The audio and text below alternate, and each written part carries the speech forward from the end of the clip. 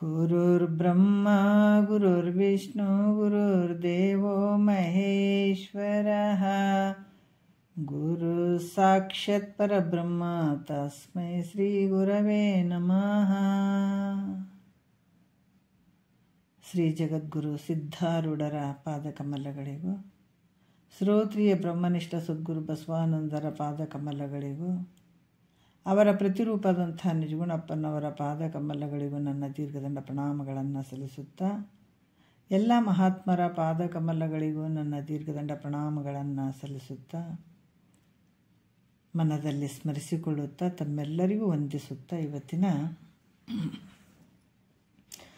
ಸ್ವಾನುಭವದ ನೆಲೆಯ ನಾನೇನು ಬಲ್ಲೆನು ನೀನೇ ಹೊಳವಕ್ಕು ಏನ ನುಡಿಸಿದ ಒಡನೆ ನಾವು ನುಡಿವೆ ಗುರುವೆ ಕೃಪೆಯಾಗು ಅನ್ನುವ ಹಾಗೆ ಈ ಪರಮಾನುಭವದೇ ಇದರಲ್ಲಿ 4ನೆಯ ಸಂಧಿ ನಡೆದದ. 4ನೆಯ ಸಂಧಿ ಒಳಗೆ 2ನೆಯ ಸೂತ್ರ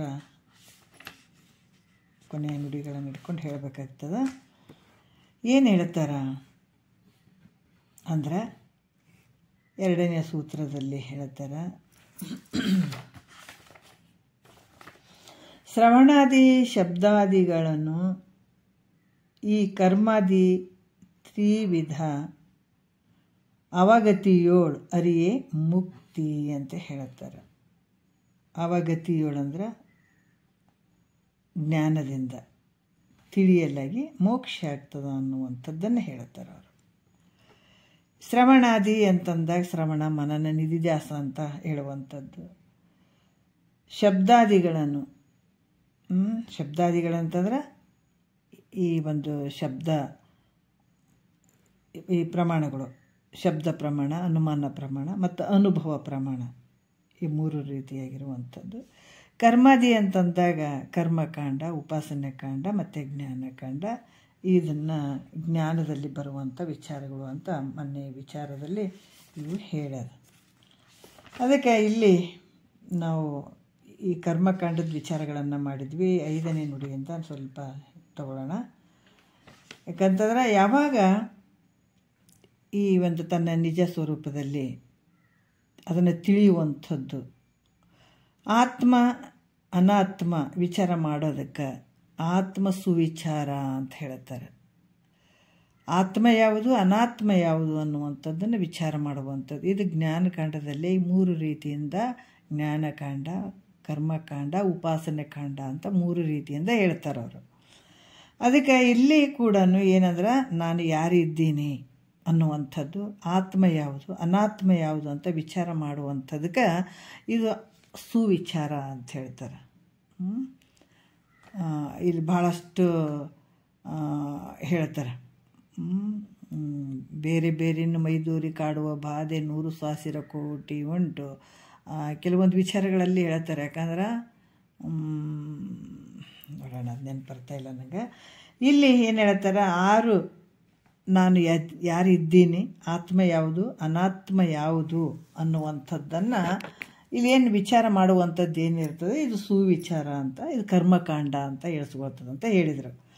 ಇನ್ನು ಅನುಮಾನ ಪ್ರಮಾಣ ಅಂದರೆ ಮನನ ಮಾಡುವಂಥದ್ದು, ಅಲ್ಲಿ ಅನುಮಾನ ಪ್ರಮಾಣ ಇರುವಂಥದ್ದು, ಇವುಗಳಂದು ಕೂಡಿದಂಥದ್ದಕ್ಕೆ ಉಪಾಸನ ಕಾಂಡ ಅಂತ ಕೂಡ ಹೇಳ್ತಾರೆ. ಈಗ 5ನೇ ನುಡಿಯಲ್ಲಿ ಅರಿವಿನೊಳು ಕೂಡಿ ತನ್ನನ್ನು ವಿಚಾರಿಸುವಾಗ, ಮತ್ತು ಇಲ್ಲೇನು ಹೇಳ್ತಾರೆ, ತನ್ನನ್ನು ವಿಚಾರ ಮಾಡುವಾಗ ಅರಿವು ಆ ಸುವಿಚಾರ ಕ್ರಿಯೆಯದು ನೆರೆ ಬಿಚ್ಚದಿರೆ ಮುಕ್ತಿ ಹೌದೆಂಬುದು ಅದು ಮಿಶ್ರವರಿ ನೀನು ನಿರ್ಮಳ ಮತಿವಂತೆ ಅಂತ ಹೇಳ್ತಾರೆ. ಇದರಲ್ಲಿ ಏನು ಹೇಳ್ತಾರೆ ಅಂದ್ರೆ, ಅರಿವಿನೊಳು ಕೂಡಿ ಅಂದ್ರೆ ಅಹಂ ಇದಮಳಿಗೆ ಅಧಿಷ್ಠಾನವಾಗಿರುವಂಥದ್ದು ನಿನ್ನ ಸ್ವರೂಪದಲ್ಲಿ ಬೆರೆತು, ಅಂದರೆ ಇದರಲ್ಲಿ ಮತ್ತೆ ಕರ್ಮ ಮತ್ತು ಜ್ಞಾನ 2 ಮಿಶ್ರ ಇರುವಂಥದ್ದು. ಮತ್ತು ತನ್ನ ನಿರ್ವಿಕಾರನಾದ ತನ್ನನ್ನು, ನಿನ್ನ ಸ್ವರೂಪ ಹೆಂಗದಂತಂದ್ರೆ ನಿರ್ವಿಕಾರವಾಗಿರುವಂಥದ್ದು ನಿನ್ನನ್ನು, ಆ ನಿರ್ವಿಕಾರ ಸ್ವರೂಪವಾಗಿರುವಂಥದ್ದು ನಾ ಸಚ್ಚಿದಾನಂದ ಸ್ವರೂಪ ಮತ್ತು ಅದಕ್ಕೆ ಅಥವಾ ವಿಲಕ್ಷಣನಾಗಿರುವನೋ ಅಥವಾ ಇಲ್ಲೋ ಅನ್ನುವಂಥ ವಿಚಾರ ಮಾಡುವಂಥದ್ದು. ಇಲ್ಲಿ ಯಾಕಂತಂದ್ರೆ ಸ್ವಸ್ವರೂಪದ ಜ್ಞಾನ ಮತ್ತು ಆತ್ಮ ಸುವಿಚಾರದ ಒಂದು ಸುವಿಚಾರ ಅಂದ್ರೆ ಕರ್ಮ ಮತ್ತು ಜ್ಞಾನ 2 ಸಮುಚ್ಚಯದಿಂದ ಕೂಡಿದಂಥದ್ದು. ಈ ರೀತಿಯಾಗಿ 2 ಕೂಡಿದಂಥದ್ದಿಲ್ಲಿ ತನ್ನ ಸುವಿಚಾರವನ್ನು ಮಾಡ್ಕೊಳ್ಳುವಂಥದ್ದು, ಅದರ ಜೊತೆಗೆ ಅರಿವಿನ ಸ್ವಸ್ವರೂಪದ ಜ್ಞಾನ ಇರುವಂಥದ್ದು. ಅದಕ್ಕೆ ಇಲ್ಲಿ ಏನು ಹೇಳ್ತಾರ, ಇವು ಅಹಂ ಇದಂ ಇವೇನು ಜಾಗ್ರ ಸ್ವಪ್ನಗಳಲ್ಲಿ ತೋರಿ ಸುಪ್ತಿ ಸಮಾಧಿಗಳಲ್ಲಿ ಇದು ಇರಂಗಿಲ್ಲ, ಕಲ್ಪಿತ ಆಗಿರ್ತಾವೆ. ಕಲ್ಪಿತಗಳಾದಂಥ ಅಹಂ ಇದಂ ತನ್ನಲ್ಲಿ ತೋರಿ ಅಡಗೋದ್ರಿಂದ ಇದಕ್ಕೆ ಇವುಗಳಿಗೆ ದೃಷ್ಟನು ಅಧಿಷ್ಠಾನನು ನಿನ್ನ ಸ್ವರೂಪನೇ, ನಿನ್ನಲ್ಲೇ ಇವೆಲ್ಲ ತೋರಿ ಅಡಗ್ತಾವ.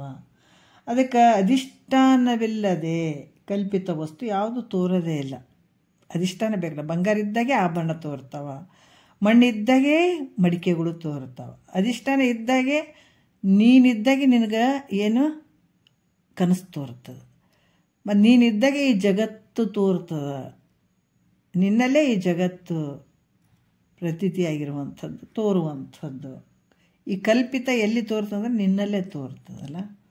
ಹಂಗೆ ಕಲ್ಪಿತ ಅಧಿಷ್ಠಾನ ಇರದೇ ಇದ್ದಾಗ ಈ ಕಲ್ಪಿತ ವಸ್ತು ತೋರಂಗಿಲ್ಲ. ಅದರಿಂದ ನೀನು ಹೆಂಗಿದ್ದೀಯ, ಅಧಿಷ್ಠಾನ ರೂಪವಾಗಿರುವಂಥವನು.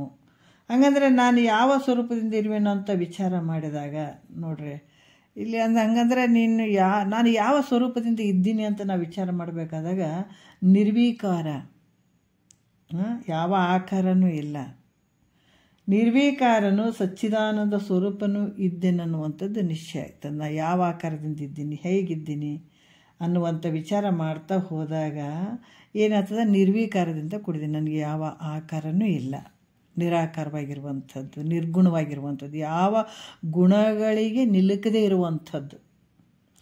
ಹೇಗೆಂದರೆ ಅಹಂ ಇದಂ ಏನು ಅಹಂಕಾರ ಅನ್ನುವಂಥದ್ದು ಏನಿದೆಲ್ಲಕ್ಕೂ ಮೂಲ ಮುಖ್ಯ ಕಾರಣವಾಗಿರುವಂಥದ್ದು ಅಹಂ, ಎಲ್ಲ ವ್ಯವಹಾರಕ್ಕೆ ಕಾರಣವಾಗಿರುವಂಥದ್ದು ಅಹಂ. ಈ ಎಲ್ಲ ಒಂದು ಕಾರ್ಯಗಳನ್ನು ಇವು ಅಹಂದಿಂದ ಎಲ್ಲ ವ್ಯವಹಾರಗಳು ಎಲ್ಲಿ ನಡೀತಾವೆ ಅಂದರೆ ಇದಂ ರೂಪಾತ್ಮಕವಾದಂಥ ಜಗತ್ತು. ಇವೆರಡು ಎಲ್ಲಿ ತೋರ್ತಾವ ಅಂತಂದ್ರೆ ನಿನ್ನಲ್ಲೇ ತೋರ್ತಾವ, ತೋರಿ ನಾಶ ಆಗ್ತಾವ. ಆದ್ರೆ ನೀನು ಹುಟ್ಟುವಂಥವನಲ್ಲ, ತೋರುವಂಥವನು ಅಲ್ಲ, ಅಡಗುವಂಥವನು ಅಲ್ಲ. ನಿನ್ನ ಸ್ವರೂಪ ತೋರುವಂಥದ್ದು ಅಲ್ಲ, ಅಡಗುವಂಥದ್ದು ಅಲ್ಲ. ಅದರಿಂದ ನಿರ್ವಿಕಾರನೂ ಆಗಿರುವಂಥವನು ನೀನು, ಮತ್ತು ಯಾವಾಗಲಿರುವಂಥವನು ಸದ್ರೂಪವಾಗಿರುವಂಥವನು ನೀನು. ಅದಕ್ಕೆ ಇದಂ ಅಹಂಗಳ ಭಾವ ಅಭಾವಗಳನ್ನು ಅರಿಯುವುದರಿಂದ ಇದಂ ಮತ್ತು ಅಹಂ ಇದು ಇರುವಂಥದ್ದು ಇರದೇ ಇರುವಂಥದ್ದನ್ನು ಎರಡನ್ನ ತಿಳ್ಕೊಳ್ಳುವಂಥದ್ದು. ಈಗ ಕಣ್ಣು ಕತ್ತಲೆಯನ್ನು ತಿಳ್ಕೊಳ್ತದೆ, ವಸ್ತುಗಳನ್ನು ತಿಳ್ಕೊಳ್ತದೆ, ಹೌದಾ? ಅದಕ್ಕೆ ನಿನ್ನ ಸ್ವರೂಪ ಹೆಂಗದಂದ್ರೆ ಜ್ಞಾನವನ್ನು ತಿಳ್ಕೊಳ್ತದೆ, ಅಜ್ಞಾನವನ್ನು ಕೂಡ ತಿಳ್ಕೊಳ್ಳುವಂಥದ್ದು ನಿನ್ನ ಸ್ವರೂಪ. ಭಾವ ಅಭಾವ ಅಹಂ, ಅದಕ್ಕೆ ಇಲ್ಲಿ ಹೇಳ್ತಾರ ಭಾವ ಅಭಾವಗಳನ್ನು ಅರಿಯುವುದರಿಂದ ಚಿದ್ರೂಪವಾಗಿರುವಂಥದ್ದು ನಿನ್ನ ಸ್ವರೂಪ, ಎಲ್ಲವನ್ನು ತಿಳ್ಕೊಳ್ಳುವಂಥದ್ದು. ಮತ್ತು ಏನಂದ್ರೆ ಅಹಂ ಇದಂ ರೂಪ ದ್ವೈತ ಅಭಾವ ಅಂದ್ರೆ ಅಹಂ ಇದಂ ರೂಪ ದ್ವೈತ ಇವು ಯಾವುವ ಅಲ್ಲಿ ಇರದೇ ಇರುವಂಥದ್ದು ನಿನ್ನ ಸ್ವರೂಪದಲ್ಲಿ. ಇಲ್ಲಿ ಯಾವ ರೀತಿ ತೋರ್ತಾವ ಅಡಗ್ತಾವ. ಆದ್ರೆ ಮತ್ತು ನೀನು ಹೆಂಗಿದ್ದೀಯ, ಆನಂದ ಸ್ವರೂಪನೂ ನೀನೇ ಆಗಿರುವಂಥದ್ದು. ಭಾಳ ದೊಡ್ಡ ಆನಂದ ಸ್ವರೂಪ ನೋಡ್ರಿ. ತನ್ನನ್ನು ತಾನು ವಿಚಾರ ಮಾಡಿದಾಗ ಇದು ತನ್ನ ಸ್ವರೂಪದ ಜ್ಞಾನವು ವಿಚಾರ ರೂಪ ಕ್ರಿಯೆವು. ಮತ್ತು ಯಾವಾಗ ತನ್ನನ್ನು ತಾನು ವಿಚಾರ ಮಾಡಿದಾಗ ಎರಡು ಜ್ಞಾನ ಮತ್ತು ಕರ್ಮ ಎರಡೂ ಅದ ಸಮುಚ್ಚಯ ಇಲ್ಲಿ ಎಲ್ಲಿ ಮನನದಲ್ಲಿ. ಇಲ್ಲೇ ಆ ಥರ ಸ್ವರೂಪ ಜ್ಞಾನವು ಮತ್ತು ವಿಚಾರ ರೂಪ ಕ್ರಿಯೆವು. ತನ್ನ ಸ್ವರೂಪದ ಜ್ಞಾನ ಮತ್ತು ವಿಚಾರ ಮಾಡುವಂಥದ್ದು ಕ್ರಿಯೆ ಶ್ರವಣ. ಈ ರೀತಿಯಾಗಿ ಎರಡೂ ಕೂಡಿಕೊಂಡಿರುವುದಕ್ಕೆ ಉಪಾಸನ ಕಾಂಡ ಅಂತ ಹೇಳ್ತಾರೆ. ಇಲ್ಲಿ ಜ್ಞಾನ ಮತ್ತು ಕರ್ಮ ಎರಡು ಸಮುಚ್ಚಯದಿಂದ ಇರ್ತದೆ. ಇದಕ್ಕೆ ಜ್ಞಾನ ಏನು ಹೇಳ್ತಾರೆ, ಉಪಾಸನ ಕಾಂಡ ಅಂತ ಹೇಳ್ತಾರೆ. ಎರಡು ರೀತಿಯಿಂದ ಇರ್ತದೆ. ತನ್ನನ್ನು ತಾನು ವಿಚಾರ ಮಾಡಬೇಕಾದಾಗ ತನ್ನ ಸ್ವರೂಪದ ಜ್ಞಾನ, ಜ್ಞಾನದ ವಿಚಾರ, ತನ್ನ ಸ್ವರೂಪದ ಒಂದು ವಿಚಾರ ಕೂಡ ಇರ್ತದೆ, ಮತ್ತು ವಿಚಾರ ರೂಪ ಕ್ರಿಯೆನೂ ಇರ್ತದೆ, ಕೇಳುವಂಥದ್ದು. ಈ ರೀತಿಯಾಗಿ ಎರಡೂ ಕೂಡಿಕೊಂಡಿರುವುದಕ್ಕೆ ಇದಕ್ಕೇನು ಹೇಳ್ತಾರೆ, ಉಪಾಸನ ಕಾಂಡ ಅಂತ ಹೇಳ್ತಾರೆ. ಈ ರೀತಿ ಇಂಥ ಒಂದು ನಿರ್ವಿಕಾರ ಅಧಿಷ್ಠಾನ ಸಚ್ಚಿದಾನಂದ ಸ್ವರೂಪ ನಾನಿದ್ದೀನಿ ಅಂತ ಯಾವಾಗ ಅಲ್ಲಿ ತಿಳಿತಾನ ಅದಕ್ಕೆ ಮುಕ್ತಿ ಅಂತ ಹೇಳ್ತಾರೆ. ಅದಕ್ಕೆ ಮೋಕ್ಷ. ಅದಕ್ಕೆ ಇದು ಯಾವುದು ಇರಲಾರ್ದ ಪರ ತತ್ವ ಸಾಧ್ಯವಾಗುವುದೇ. ಪರಮಾನ ಜೀವ ಈಶ್ವರ ಒಡಗೂಡದವನಿಗೆ ಬರಿದೆ ಅಂತ ಹೇಳ್ತಾರೆ. ಪರತತ್ವ ಸಾಧ್ಯವಾಗುವುದೇ, ಪರಮ ಜೀವರ ಒಂದುಗೂಡದೆ ಅಂತ ಹೇಳ್ತಾರಲ್ಲ. ಅದಕ್ಕೆ ಯಾವಾಗ ಈ ಒಂದು ಭಾವ ಬರಬೇಕು, ಇಲ್ಲಿ ಯಾವುದಕ್ಕೆ ಬೇರೆ, ಯಾಕಂದರೆ ಎಲ್ಲಕ್ಕೂ ಅಧಿಷ್ಠಾನವಾಗಿರುವಂಥ ಸಚ್ಚಿದಾನಂದ ಸ್ವರೂಪನೇ ನಾನಂತ ತಿಳಿಯೋದ್ರಿಂದ ಮುಕ್ತಿ ಪ್ರಾಪ್ತಿಯಾಗ್ತದ ಅಂತ ಕೂಡ ಹೇಳ್ತಾರೆ ಅವರು. 6ನೇ ನುಡಿಯಲ್ಲಿ ಹೇಳ್ತಾರೆ, ನಿಧಿಧ್ಯಾಸನ ಮತ್ತು ಅನುಭವ ಪ್ರಮಾಣ ಇವುಗಳಿಂದ ಕೂಡಿದ ಜ್ಞಾನಕಾಂಡದಿಂದಲೂ ಮುಕ್ತಿ ಆಗ್ತದೆ ಅಂತ ಹೇಳ್ತಾರೆ. ಮತ್ತೇನು ಹೇಳ್ತಾರೆ? ನಿಧಿಧ್ಯಾಸನ ಏನು ಹೇಳ್ತಾರೆ? ನಿಧಿಧ್ಯಾಸನ ಮತ್ತು ಅನುಭವ ಪ್ರಮಾಣ ಇವುಗಳಿಂದ ಕೂಡಿದ ಜ್ಞಾನಕಾಂಡದಿಂದಲೂ ಮುಕ್ತಿ ಆಗ್ತದ ಅಂತ ಹೇಳ್ತಾರೆ. ಇಲ್ಲಿ ನೋಡೋಣ ಏನು ಹೇಳ್ತಾರೆ 6ನೇ ನುಡಿಯಲ್ಲಿ. ಮರೆವೆ ಎಂಬುದೇ ಬಂದ ಅರಿವೆ ತನಗೆ ಮುಕ್ತಿ, ನೆರೆ ಬಂದವದು ಪುಸಿ ಪೂರ್ಣಂಗೆ ಕರೆ ಮರೆ ಏನೆಂಬ ತಿಳಿವೆ ಸಮ್ಯಕ್ ಜ್ಞಾನ, ಅರಿ ಮೋಕ್ಷ ವಿಷಯದುಳಿದು ತಾನೇ ಅಂತ ಹೇಳ್ತಾರೆ. ಏನು ಹೇಳ್ತಾರೆ? ಮರೆವೆ ಎಂಬುದು ಅಂದ್ರೆ ಮರೆವೆ ಮರ್ತಿರುವಂಥದ್ದು, ಅದು ಬಂದ. ತಾನು ಯಾರು ಇದ್ದೀನಿ ಅಂತ ತಿಳಿಯದೇ ಇರುವಂಥದ್ದೇ ಅಜ್ಞಾನ. ಅಜ್ಞಾನ ಅಂದ್ರೇನು? ತಾನು ತಿಳಿಯದೇ ಇರುವಂಥದ್ದೇ ಅಜ್ಞಾನ, ಅದೇ ಬಂಧ ಅನಿಸುವಂಥದ್ದು. ಬಂಧಕ್ಕೆ ಗುರಿಯಾಗಿದ್ದೀವಿ ಅಂತ ನಾವು ಹೇಳ್ತೀವಲ್ಲ, ಯಾವುದು ಬಂಧ ಅಂದ್ರೆ ನನ್ನನ್ನು ನಾನು ತಿಳ್ಕೊಳ್ಳದೆ ಇರುವಂಥದ್ದೇ ಬಂಧ, ಅದು ಅಜ್ಞಾನ ಅಂತ ಕೂಡ ಅನಿಸ್ಬೋದು. ಅರಿವೆ ತನಗೆ, ಯಾಕಂದ್ರೆ ಮರಿವೆ ಎಂಬುದು ಬಂಧ, ಅರಿವೆ ತನಗೆ ಮುಕ್ತಿ ಅಂತ ಹೇಳ್ತಾರೆ. ಯಾವಾಗ ತಾನು ಯಾರು ಇದ್ದೀನಿ, ನಾನು ಯಾರು ಇದ್ದೀನಿ ಅಂತ ತಿಳ್ಕೊಳ್ತಾನ, ತನ್ನ ಸ್ವರೂಪವನ್ನು ತಿಳ್ಕೊಳ್ತಾನ, ಅದು ಆ ರೀತಿ ಅರಿತಿದ್ರೆ ಅದು ಮುಕ್ತಿ ಅಂತ ಅನಿಸ್ಕೊಳ್ತದ. ಯಾಕಂದರೆ ಇದು ಬಂದವದು ಅಜ್ಞಾನದಿಂದ ಬಂದಿರುವ ಬಂಧ. ಇದು ಬಂಧ ಹೆಂಗಾದ್ರೆ ಬಂದವದು ನೆರೆ ಮುಕ್ತಿ, ನೆರೆ ಬಂದವದು ಅಂತ ಹೇಳ್ತಾರೆ. ಯಾಕಂದ್ರೆ ಇಲ್ಲಿ ಕೂಡ ಹೇಳ್ತಾರೆ ಏನಂತಂದ್ರೆ, ಈ ಬಂದವದು ಅಜ್ಞಾನದಿಂದ ಬಂದಿರುವಂಥದ್ದು ಮತ್ತು ನೆರೆ ಪುಸಿ ಅಂತ ಹೇಳ್ತಾರೆ. ಅಂದ್ರೆ ಇಲ್ಲಿ ಸುಳ್ಳಾಗಿರುವಂಥದ್ದು. ಇಲ್ಲಿ ಏನು ಹೇಳ್ತಾರೆ? ಕರೆ ಮರೆ ಅಂದ್ರೆ ಜ್ಞಾನ ಮತ್ತು ಅದರ ಆವರಣ. ಕರೆ ಮರೆ, ಕರೆ ಅಂತಂದ್ರೆ ಅಜ್ಞಾನ, ಮರೆ ಅಂದರೆ ಅದು ಆವರಣ. ಈ ರೀತಿಯಾಗಿ ತನ್ನ ಸಚ್ಚಿದಾನಂದ ಸ್ವರೂಪವನ್ನು ಮರೆತಿರುವಂಥದ್ದು ಏನದ, ಅದಕ್ಕೆ ಬಂಧ ಅಂತ ಹೇಳುವಂಥದ್ದು. ಮತ್ತು ತಾನು ಅರಿಯುವಂಥದ್ದು, ತನ್ನನ್ನು ತಾನು ಯಾವಾಗ ಅರಿತಾನ, ತಿಳ್ಕೊಳ್ತಾನ, ನಾನು ಯಾರಿದ್ದೀನಿ ಅಂತ ತಿಳ್ಕೊಳ್ತಾನ, ಅದು ಮೋಕ್ಷ ಅಂತ ಹೇಳಿಸ್ಕೊಳ್ತದೆ. ಅದಕ್ಕೆ ಇಲ್ಲಿ ಕೂಡ ಹೇಳ್ತಾರೆ, ಶ್ರುತಿಗಳು ಹೇಳ್ತಾವೆ ಇದನ್ನೆಲ್ಲ ವಿಚಾರಗಳು. ಅರಿತಿರುವಂಥದ್ದೇ ಮೋಕ್ಷ ಅಂತ ಶ್ರುತಿಗಳು ಹೇಳ್ತಾವೆ ಇವು. ಆದರೆ ಇದನ್ನು ಚೆನ್ನಾಗಿ ವಿಚಾರ ಮಾಡಿ ನೋಡಿದಾಗ ತನಗೆ ನೋಡ್ರಿ ಬಂಧನೇ ಇಲ್ಲ. ಯಾವ ರೀತಿ ಚೆನ್ನಾಗಿ ವಿಚಾರ ಮಾಡಿ ನೋಡಿದ್ರೆ ತನಗೆ ಬಂಧವೇ ಇಲ್ಲ ಅಂದಮೇಲೆ ಮೋಕ್ಷ ಆದರೆ ಎಲ್ಲಿಂದ ಬಂದಿತ್ತು ಅಂತ ಹೇಳ್ತಾರೆ. ತನಗೆ ಬಂಧನೇ ಇಲ್ಲ ಅಂದರೆ ಮತ್ತು ಮೋಕ್ಷ ಯಾರಿಗೆ ಬೇಕು? ಮೋಕ್ಷ ಅಂದರೆ ಬಿಡುಗಡೆ ಆಗುವಂಥದ್ದು ಅಥವಾ ಮುಕ್ತನಾಗುವಂಥದ್ದು, ದುಃಖದಿಂದ ಮುಕ್ತ. ಯಾಕಂದ್ರೆ ಮೊದಲೇ ನೀನು ಆನಂದವಾಗಿದ್ದಿ, ಮೊದಲೇ ಆರೋಗ್ಯವಾಗಿರುವಂಥವ್ನು ನೀನು. ಮೊದಲೇ ಆರೋಗ್ಯ ಆಗಿತ್ತು, ಈಗ ಆರಾಮಿಲ್ಲ ರೀ, ಮತ್ತು ತೋರಿಸ್ಕೊಂಬರ್ತೀವಿ, ಮತ್ತೆ ಹೆಂಗದಿ? ಆರಾಮೇ ಆಗಿನಿ ನಾನು. ಅದಕ್ಕೆ ಇಲ್ಲಿ ಕೂಡ ನಿನಗೆ ಬಂಧನೇ ಇಲ್ಲ ಅಂತಂದ ಮೇಲೆ ಮೋಕ್ಷ ಯಾರಿಗೆ ಹೇಳ್ತೀರಿ? ಇವೆಲ್ಲ ಒಂದು ಕುದುರೆದು ಇದು ಒಂದು ಸಣ್ಣ ದುಷ್ಟಾಂತ ಹೇಳ್ತಿದ್ರು, ಗೊತ್ತಿರ್ತದೆ ನಿಮಗೂ. ರಾತ್ರಿ ಕುದುರೆ ಹೊಡ್ಕೊಂಡು ಹೋದ, ಒಂದು ಊರು ಬಂತು, ಅಲ್ಲಿ ಮಲಗಬೇಕಂತ ಹೇಳ್ಬಿಟ್ಟು ಮಲಗಕ್ಕೆ ನೋಡ್ದ. ಆ ಕುದುರೆ ದಿನ ಕಟ್ಟಿ ಹಾಕ್ತಿದ್ರು, ಅದು ಹಗ್ಗನ್ನೇ ಮರ್ತು ಬಿಟ್ಟಿದ್ದ. ಅವು ಕಟ್ಟಾಕ ಸರಪಳಿನೇ ತಂದಿರಲಿಲ್ಲ, ಮರ್ತು ಬಿಟ್ಟಿದ್ದಾತ. ಏನು ಮಾಡಬೇಕು ವಿಚಾರ ಹೇಳ್ತಾರೆ. ಮಲಗ್ತಾನ ಆ ಕುದುರೆ ಕೂಡನೇ ಒಲ್ದು ಎದ್ದು ಅದು ನಿಂದ್ರಾಕತ್ತದ, ಮತ್ತು ಆ ಕಡೆ ಹರ್ಕೊಂಡು ಹೋಗಾಕತ್ತದ. ಅದು ಒಟ್ಟಾಗಿ ನಿಲ್ಲಕ್ಕೆ, ಒಂದು ಜಾಗದಾಗ ನಿಲ್ಲಕ್ಕೆ ಅದು ಇದು ಮಾಡ್ತಾಯಿಲ್ಲ. ಅದು ಅತಿಗೆ ಸಾಕಾಗ್ಬಿಡ್ತು. ಅವಾಗ ಗೊತ್ತಾಗ್ತದೆ ಅದಕ್ಕೆ. ದಿನ ಪ್ರತಿನಿತ್ಯ ಇದಕ್ಕೆ ಕಟ್ಟಿ ಹಾಕ್ತಿದ್ದೆ ನಾನು, ಅದೇ ಒಂದು ಮನಸ್ಸಿನಲ್ಲಿ ಇದಕ್ಕೆ ಐತೆ ಅಂತ ಹೇಳ್ಬಿಟ್ಟು ಆತ ಏನು ಮಾಡಿದ, ಒಂದು ಹಗ್ಗವನ್ನು ತೊಗೊಂಡಂಗೆ ಮಾಡಿದ, ಅದಕ್ಕೆ ಕಾಲಿಗೆ ಕಟ್ಟಿದಂಗೆ ಮಾಡಿದ. ನೋಡ್ರಿ, ಕಟ್ಟಿದಂಗೆ ಮಾಡಿದಗಳನ್ನೇ ಆವಾಗ ಅದು ಒಂದು ಕಡೆ ಕೂತ್ಕೊಂತು ಮಕ್ಕೊಂತು. ಮತ್ತು ಮುಂಚೆನೇ ಎಬ್ಬಿಸ್ಕೊಂಡು ಕರ್ಕೊಂಡು ಹೋಗ್ಬೇಕಂತ ಕುದುರೆಗೆ ಎಲ್ಲೆಲ್ಲೇ ಹೇಳವಲ್ದು, ಅದು ಹೋಗಿ ಮುಂದಕ್ಕೆ ಹೆಜ್ಜೆ ಇಡವಲ್ದು. ಆದ್ರೆ ಅದಕ್ಕೆ ಮತ್ತೆ ಅನಿಸ್ತು, ಓಹೋ ಇದು ಬೇರೆನೇ ಅದು ಲೆಕ್ಕ ಅಂತ ಹೇಳಿಬಿಟ್ಟು ಮತ್ತು ಅದನ್ನು ಹಗ್ಗವನ್ನು ಬಿಚ್ಚಿದಂಗೆ ಮಾಡಿದ್ರೆ ಆವಾಗ ನಡಿಲಿಕ್ಕೆ ಶುರುವಾಯಿತು ಅಂತ ಹೇಳ್ತಾರೆ. ಅದಕ್ಕೆ ವಿಚಾರ ಮಾಡಿದ್ರೆ ಅದಕ್ಕೆ ಹಗ್ಗ ಕಟ್ಟಿದ್ನೇನಂದ್ರೆ ಇಲ್ಲ, ಆದ್ರೆ ಕಟ್ಟಿದಂಗೆ ಆಯಿತು. ಅದಕ್ಕೆ ಯಾವುದೋ ಒಂದು ಭ್ರಾಂತಿಯಾಗಿತ್ತು. ಅದು ಈಗ ಕಟ್ಟಿದಂಗೆ ಆದ್ರೆ ಈಗ ಕಟ್ಟಿದಾನ ನಾನು ಮಲಗಬೇಕನ್ನುವಂಥದ್ದು, ಮತ್ತು ಬೆಳಗ್ಗೆ ಬಿಚ್ಚಿದಾನ ನನಗೀಗ ಬಿಚ್ಚಿದಂಗೆ ಆಯಿತು ಅನ್ನೋಂಗೆ. ಅದ್ರಂಗ ಇದಕ್ಕೂ ಕೂಡ ಬಂದದ ಅನ್ನುವಂಥದ್ದು ಭ್ರಾಂತಿ.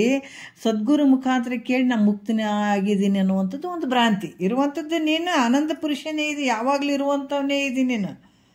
ನಿನಗೆ ಯಾವುದು ದುಃಖನೂ ಇಲ್ಲ, ಯಾವುದು ಸುಖನೂ ಇಲ್ಲ. ಇಲ್ಲಿ ಹೇಳ್ತಾರಲ್ಲ ಜನನ ಮರಣ ಇವು ಯಾವ ನಿನಗೆ ಇಲ್ಲವೇ ಇಲ್ಲ. ಆದ್ರೆ ನೀನು ಆರೋಪ ಮಾಡಿಕೊಂಡು ದುಃಖ ಅಂತ ಅಂದ್ಕೊಂಡು ಕುಂತೀನಿ ನೀನು.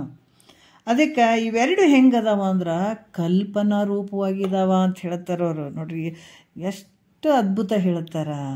ಇವು ಕಲ್ಪನೆಯಿಂದ ಕೂಡಿದಾವ. ನಿನಗೆ ಭ್ರಾಂತಿ ಆಗ್ಯದಾವ, ಬಂದಾಗ್ಯದ, ನನಗೆ ದುಃಖ ಆಗ್ಯದ ಅಂತ ಚೆನ್ನಾಗಿ ವಿಚಾರ ಮಾಡು ಗುರು ಮುಖಾಂತರ, ನಿನಗೆ ಗೊತ್ತಾಗ್ತದೆ. ಇವೆಲ್ಲ ವಿಚಾರ ಮಾಡಿದ್ರೆ, ಚೆನ್ನಾಗಿ ವಿಚಾರ ಮಾಡಿದ್ರೆ, ಮೇಲ್ಮಟ್ಟದ ವಿಚಾರ ಮಾಡಿದ್ರೆ ಇಲ್ಲಿ ಹೇಳ್ತಾರೆ ಕಲ್ಪನಾ ರೂಪಗಳಾಗಿರ್ತಾವೆ ಇವು. ಬಂಧ ಅನ್ನುವಂಥದ್ದು ಮತ್ತು ಮೋಕ್ಷ ಅನ್ನುವಂಥದ್ದು ವಿಚಾರ ಮಾಡಿದರೆ ನಿನಗೆ ಯಾವುದೂ ಇಲ್ಲ, ಬಂಧನೂ ಇಲ್ಲ, ಮೋಕ್ಷನೂ ಇಲ್ಲ. ಬಂಧನ ಇಲ್ಲ ಅಂದಮೇಲೆ ಮೋಕ್ಷ ಯಾರಿಗೆ ಇಡಬೇಕು? ಅದಕ್ಕೆ ಪರಿಪೂರ್ಣ ಸ್ವರೂಪನಾದ ತನಗೆ ಅಜ್ಞಾನವೇ ಇಲ್ಲ, ಅಜ್ಞಾನನೇ ಇಲ್ಲ ತನಗೆ. ಇರುವಂಥದ್ದು ಏನದ ಅಜ್ಞಾನ. ಅದಕ್ಕೆ ಹೇಳ್ತಾರ ನೆರೆ ಬಂದವದು ಪುಸಿ ಪೂರ್ಣಂಗೆ. ಇದು ಬಂದ ಅನ್ನುವಂಥದ್ದೇ ಸುಳ್ಳೈತೆ. ಯಾರಿಗೆ? ಪೂರ್ಣ ಆದಂಥ ನಿನ್ನ ಸ್ವರೂಪಕ್ಕೆ ಬಂದ ಹೇಳ್ತೀಯನ ನೀನು. ಅದಕ್ಕೆ ನೆರೆ ಬಂದವದು ಪುಸಿ, ಇದು ಬಂದ ಅನ್ನುವಂಥದ್ದು ಪುಸಿ ಪೂರ್ಣಂಗೆ. ಕರೆ ಮರೆ ಏನೆಂಬ ತಿಳಿವೆ.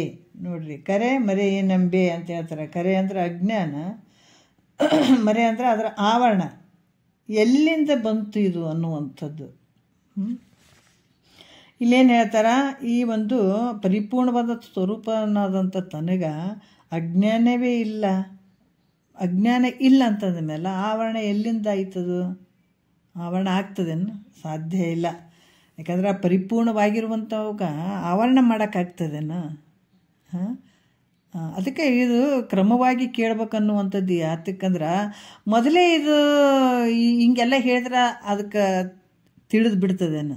ಒಂದು ಮಗುವಿಗೆ, ಸಣ್ಣ ಮಗು ಇರ್ತದೆ, ಅದು ಊಟ ಮಾಡಬೇಕಾದಾಗ ದೊಡ್ಡದ ಕಟ್ಟಿ ರೊಟ್ಟಿ ಕೊಟ್ಟರೆ ತಿಂತದೇನು? ತಿನ್ನೋಕ್ಕಾಗ್ತದೇನು? ಅದು ಅರಗಿಸ್ಕೊಳಕ್ಕೆ ಆಗ್ತದೇನು? ಅಂದರೆ ಆಗಂಗಿಲ್ಲಲ್ಲ. ಅದೇ ರೀತಿ ಕೂಡ ಇಲ್ಲಿ ಹಂತವಾಗಿ ಹೇಳ್ಕೊಂಡು ಬರ್ತಾರೆ.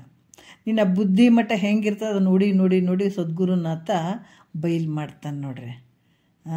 ಸ್ವಲ್ಪ ಸ್ವಲ್ಪ ಸ್ವಲ್ಪ ಸ್ವಲ್ಪ ತೆಗಿತಾ ಹೋಗ್ತಾನೆ. ಇವಾಗೇನು ಹೇಳ್ತಾರೆ, ಬಂದಾಗ್ಯದಪ್ಪ ನಿನ್ನ ಗುರು ಮುಖಾಂತರ ಮೋಕ್ಷ ಮಾಡ್ಕೊಳ್ಬೇಕು, ನಿನ್ನ ಸ್ವರೂಪವನ್ನು ನೀ ತಿಳ್ಕೊಳ್ಬೇಕು, ದುಃಖದಿಂದ ಬಿಡುಗಡೆ ಆಗ್ಬೇಕಂತ ಎಲ್ಲ ಹೇಳಿದ್ರು. ಈಗ ನಿನ್ನ ಬುದ್ಧಿ ಮಟ್ಟ ದೊಡ್ಡದಾಯ್ತು, ನೀ ಬೆಳೆದೀಗ ದೊಡ್ಡವನ ಆದಿ. ಅದಕ್ಕೆ ಸ್ವಲ್ಪ ಕಟ್ಟಿ ರೊಟ್ಟಿ ಕೊಡ್ತಾರೆ. ಏನಂದ್ರೆ ನಿನ್ನ ಬಂಧನಿಲ್ಲ, ಮೋಕ್ಷನೂ ಇಲ್ಲ ನಿನಗೆ ಭ್ರಾಂತಿ ಆಗ್ಯದ ಅಷ್ಟೇ, ಕಲ್ಪನಾ ರೂಪದಿಂದ ಕೂಡ್ಯದ. ಆದ್ರೆ ನಿನ್ನ ಪರಿಪೂರ್ಣವಾದಂಥ ಸ್ವರೂಪಕ್ಕೆ ಅಜ್ಞಾನನೇ ಇಲ್ಲ ಅಂದಮೇಲೆ ಆವರಣ ಹೆಂಗೆ ಮುಚ್ಚಕ್ಕಾಗ್ತದೆ ಹೇಳಲ್ಲಿ? ಅದಕ್ಕೆ ಇಲ್ಲಿ ಕೂಡ ಆತ್ಮ ಒಂದು ದೇಶದಾಗ ಅದನಪ್ಪ, ಸ್ವಲ್ಪ ಅದನಂದ್ರೆ ಅದಕ್ಕೆ ಆವರಣ ಮಾಡ್ಯದಂತ ಹೇಳ್ಬೋದು. ಹೌದಾ?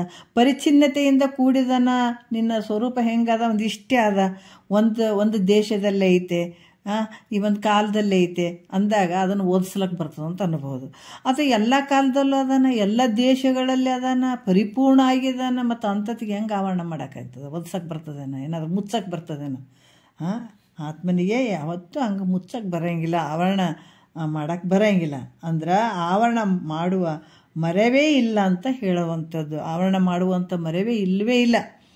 ಅಂದರೆ ಆವರಣ ಮಾಡಿದರೆ ಮತ್ತು ಮರುವೆ ಅಂತ ಅಷ್ಟು ಪರಿಪೂರ್ಣವಾಗಿರುವಂಥದ್ದು ಐತೆ ಅನ್ನೋದು. ಅಂಥ ಪರಿಪೂರ್ಣವಾದಂಥದ್ದನ್ನು ಯಾವುದನ್ನು ಆವರಣ ಮಾಡೋಕ್ಕೆ ಸಾಧ್ಯ ಆಗ್ತದೆ ಅನ್ನೋದ್ರೆ ಹಂಗಾಗಕ್ಕೆ ಬರೋಂಗಿಲ್ಲ.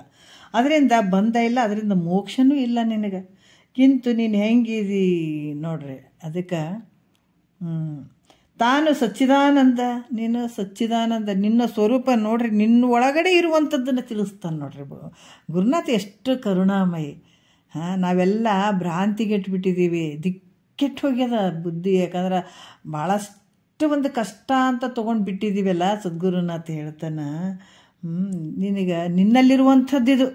ಅದಕ್ಕೆ ನಿನ್ನೊಳಿಹುದು ಸತ್ಯ ಪದವು. ಇದು ನಿಜಗುಂಡ್ರೆ ಕೈವಲ್ಯ ಪದ್ಧತಿ ಒಳಗೆ ಇದು ಸಾಮಾನ್ಯ ಅಲ್ಲ. ಒಂದೊಂದು ಶಬ್ದಗಳಿಗೆ ಬೆಲೆ ಕಟ್ಟಕ್ಕಾಗದೇ ಇರುವಂಥ ಶಬ್ದಗಳಿವು. ಎಲ್ಲ ವೇದ ಉಪನಿಷತ್ತುಗಳ ಸಾರ, ನಿಜಗುಣರ ಒಂದು ಕರುಣೆ, ನಿಜಗುಣರ ಒಂದು ಪ್ರೀತಿ, ನಿಜಗುಣರ ಒಂದು ಸಂಕಲ್ಪ, ಅವರೊಂದು ಪ್ರತಿಜ್ಞೆ ಎಲ್ಲ ಕೂಡ್ಕೊಂಡದ್ದು ನಿಜಗುಣರ ಒಂದು ಶಾಸ್ತ್ರ ನೋಡ್ರಿ. ಭಾಳಷ್ಟು ಒಂದು ಕರುಣೆ, ಆ ಒಂದು ಪ್ರೀತಿ, ಆ ಒಂದು ಏನು ಸಂಕಲ್ಪ, ಯಾರೇ ಒಂದು ಮುಮುಕ್ಷುಗಳು ಹೇಳಿ ಕೇಳಿ ಯಾರು ಇದನ್ನು ಈ ವಿಷಯಗಳನ್ನು ಸ್ವೀಕಾರ ಮಾಡ್ತಾರೆ ಖಂಡಿತ ಅವರು ಮೋಕ್ಷವನ್ನು ಪಡ್ಕೊಳ್ಳೇಬೇಕನ್ನುವಂಥ ಒಂದು ಸಂಕಲ್ಪ ಅಡಿಗೆ ಅದನ್ನು ನಿಜಗೊಂಡಿರೋದು ಇದರಲ್ಲಿ. ಅದಕ್ಕೆ ಇಲ್ಲಿ ಕೂಡ ಏನು ಹೇಳ್ತಾರ, ನಿನ್ನ ಸ್ವರೂಪ ಹೆಂಗೈತೆ, ಅದಕ್ಕೆ ನಿನ್ನೊಳಿವುದು ಸತ್ಯ ಪದವು ಅದನ್ನು ಅನುಭಾವದಿ ನೋಡು ಮನುಜ ನೀನೆಹೆ ಮುಕ್ತನು. ಬೇರೆ ಕಡೆ ಐತೇನು, ಎಲ್ಲಿ ಭೂಮಿಯಲ್ಲೇ ಐತಿ ಬಂಗಾರ. ಮತ್ತೆಲ್ಲರೂ ಹುಡುಕಿದ್ರೆ ಸಿಗ್ತದೇನೋ ಅಂದರೆ ಇಲ್ಲ, ಭೂಮಿಯಲ್ಲಿ ಹುಡುಕಿದ್ರೇ ಸಿಗ್ತದ. ಅದು ಬಿಟ್ಟು ಎಲ್ಲೆಲ್ಲೋ ಹುಡುಕ್ತೀನಿ ಅಂದರೆ ಮುತ್ತುರತ್ನ ಎಲ್ಲಿ ಸಿಗ್ತಾವೆ, ಸಮುದ್ರದಾಗ ಸಿಗ್ತಾವೆ. ಬೇರೆ ಕಡೆ ಹುಡುಕಿದ್ರೆ ಸಿಗ್ತಾವೇನ, ಹೊರಗಡೆ ಎಲ್ಲಾದರೂ ಹುಡುಕಿದ್ರೆ ಸಿಗ್ತಾವೇನೋ. ಅದಕ್ಕೆ ನಾವು ಗೊತ್ತು ಮಾಡಬೇಕು ನಮ್ಮ ವಸ್ತು ಎಲ್ಲಿ ಕಳ್ಕೊಂಡಿದ್ದೇವೆ. ಒಂದು ಸೂಜಿ ತುಷ್ಟ ಅಂತ ಬರ್ತದೆ, ಅಜ್ಜಿ ಸೂಜಿ ಕೌದಿ ಹೊಲಿತಿದ್ಳು. 6-7 ಗಂಟೆ ಆಯ್ತು ನೋಡ್ರಿ, ಮುಂಜಾನೆ ಕೂತ್ಕೊಂಡು ಅಜ್ಜಿಗಳು ಇದು ಕೌದಿ ಹೊಲಿತಿರ್ತಾರಲ್ಲ ಯಾರಾದರೂ. 7 ಗಂಟೆ ಸೂಜಿ ಕಳೆದು ಬಿಡ್ತು, ಕತ್ತಲಾಗಿತ್ತು. ಆ ಕಡೆ ಪೂರ್ತಿ ಬೆಳಕಲ್ಲ, ಪೂರ್ತಿ ರಾತ್ರಿ ಅಲ್ಲ. ಈ ಮಧ್ಯ ಸಮಯದಲ್ಲಿ ಕಳೀತು ಸೂಜಿ. ಮನ್ಯಾಗ ಕತ್ತಲಿತ್ತು, ಕಂದಿಲಿ ಪಂದಿಲಿ ಇರ್ತಿದ್ವು ನೋಡ್ರಿ, ಮನ್ಯಾಗ ಕತ್ತಲು ಇರ್ತಿತ್ತು. ಹೊರಗೆ ರೋಡಿನ ಮೇಲೆ ಒಂದು ಕಂಬ ಹಾಕಿದ್ರು, ಲೈಟಿನ ಕಂಬ. ಅದೇನು ಮಾಡಿತು, ಮನ್ಯಾಗ ಕಳ್ಕೊಂತು, ಸೂಜಿ ಬಿತ್ತು. ಅದು ಹೊರಗೆ ಬಂದು ರೋಡ್ ಮೇಲೆ ಹುಡ್ಕ್ಲಕ್ಕೆ ಶುರು ಮಾಡಿತು. ಒಬ್ಬ ಬಂದ, ಏನು ಅಜ್ಜಿ ಏನು ಕಳ್ಕೊಂಡು ಅಂದ. ಇಲ್ಲಪ್ಪ ಸೂಜಿ ಬಿತ್ತು, ಅದಕ್ಕೆ ಹುಡ್ಕಕತ್ತೀನಿ ಅಂದ್ರೆ. ಎಲ್ಲಿ ಬಿದ್ದದ ಸೂಜಿ ಅಂದ. ಎಲ್ಲಿ ಕಳ್ಕೊಂಡು ಅಂದ. ಮನ್ಯಾಗ ಕೌದಿ ಹೊಲಿಯಾಕತ್ತಿದ್ನಪ್ಪ, ಅಲ್ಲೇ ಬಿತ್ತು ಸೂಜಿ ಮನ್ಯಾಗ ಅಂತಂದ್ರೆ ತಂದಂತ. ಅಲ್ಲಜ್ಜಿ ಸೂಜಿ ಮನೆಗೆ ಬಿದ್ದದ, ಹುಡ್ಕೋದು ಲೈಟಿನ ಕಂಬದ ಬಲ್ಲಿ ಇಲ್ಲಿ ರೋಡ್ ಮೇಲೆ ಹುಡುಕಿದ್ರೆ ಸೂಜಿ ಹೆಂಗೆ ಸಿಗ್ತದ. ಎಲ್ಲಿ ಕಳ್ಕೊಂಡಿದ್ದೆ ಅಲ್ಲಿ ಹುಡುಕು. ಸೂಜಿ ಎಲ್ಲಿ ಕಳ್ಕೊಂಡಿದೆ ಅಲ್ಲಿ ಹುಡುಕಿದಾಗ ಸಿಗ್ತದ. ನೀ ರೋಡ್ ಮೇಲೆ ಇಲ್ಲಿ ಬಂದು ಹುಡುಕಿದ್ರೆ ಹೆಂಗೆ ಸಿಗ್ತದ ಅಂದನಲ್ಲ.